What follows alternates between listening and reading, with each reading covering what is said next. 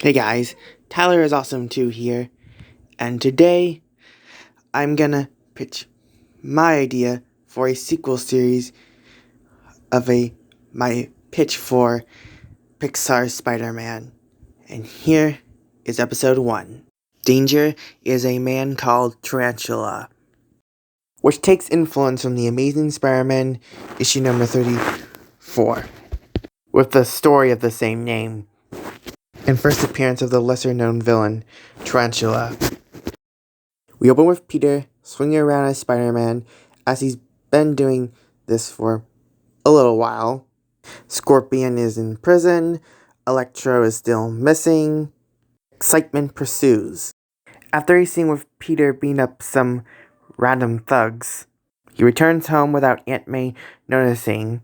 Peter reflects on the events of the last film and on Uncle Ben, his memorable speech, what it is. I'm not going to explain it. And as for Max, well, he's been on the down after he nearly helped someone almost kill another guy. So, yeah, he kind of stopped being Electro for a bit. I think he's not doing it anymore until something, that makes it happen. But, yeah, he just kind of stops. And then we open at a school day where Peter has a class assignment that requires him to have 2 partners. Insert class assignment here. And of course, the teacher decides. Insert teacher name here. And who are these partners? Well, none other than teenage versions of Billy Connors and Yuri Watanabe. No, I'm serious. Let me explain. Well, for one, I think using Harry and either Gwen Stacy or Mary Jane is kind of overdone as Peter's friend trio thing.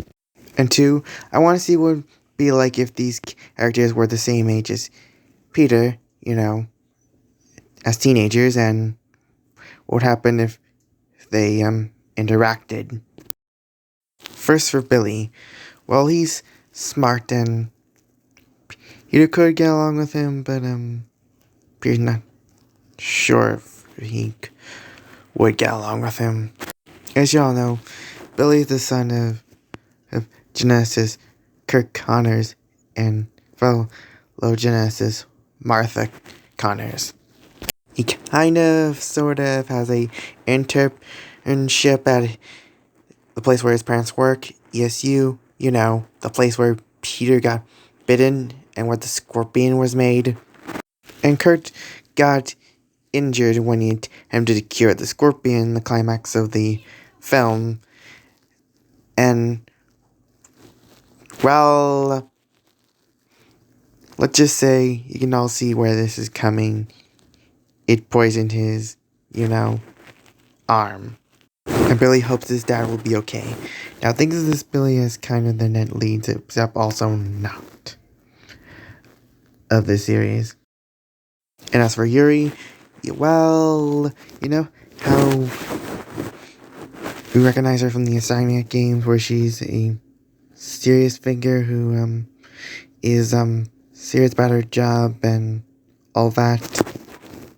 Well, I'm gonna throw all that out the window right here, and we'll make her the complete total opposite. And making her the typical cheery and happy-go-lucky Japanese girl archetype. Because remember, she hadn't grown to become the Yuri Watanabe we had seen in the Insomniac games. And her father, Kenzaki Watanabe, is the captain of the New York police force. And yeah, basically kind of merging aspects of her character with Gwen Stacy. Now, obviously, these two are going to take some getting used to for Peter. After some talking to them, and Peter learning about their relationships with their respective fathers, it gets Peter thinking about his Uncle Ben parents, and missing them. Anyways, they go to the mall, where the real fun begins. as the mall is under attack by a new supervillain called the Tarantula.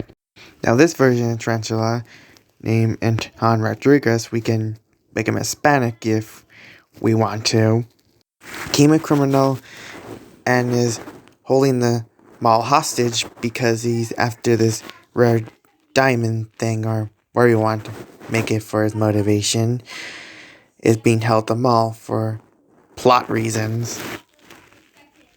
And that's it. Also, we can have two little sisters called Bella and Rita as an homage to the 70s Japanese Spider-Man show. Yeah, Spider-Man had a Japanese television show in the 70s, and he had a giant robot, and this was before Battle Fever J and Power Rangers. Now let me explain why I'm saying this at the New York Queens Mall. Well, for one, Peter lives in Queens, New York. Of course, there he's going to be at that mall. And two, because, well, I think it would be a good set piece for the first episode, where Tarantula and Spider-Man get to try out their acrobatic moves and create very fun action scene. With the mall being held hostage, the police arrive, including Yuri's father, Captain Watanabe. Tarantula threatens everybody with a bomb because it's to show he's a threat, and he's kind of a terrorist. Of course he does. Luckily, Peter managed to escape into a comment section to how Peter was able to manage to escape. And luckily, he packed his Spider-Man costume in his backpack because, well, of course he does. And he's able to arrive as Spider-Man in a cool way for Pixar, because I just think it would be really cool. Anyways, Peter banters with Tarantula a bit. They do some awesome fighting, as I mentioned earlier. Peter also managed to beat Bella and Rita, and Tarantula almost managed to successfully get away with the diamond or whatever, and Spider-Man unfortunately catches him at the last minute.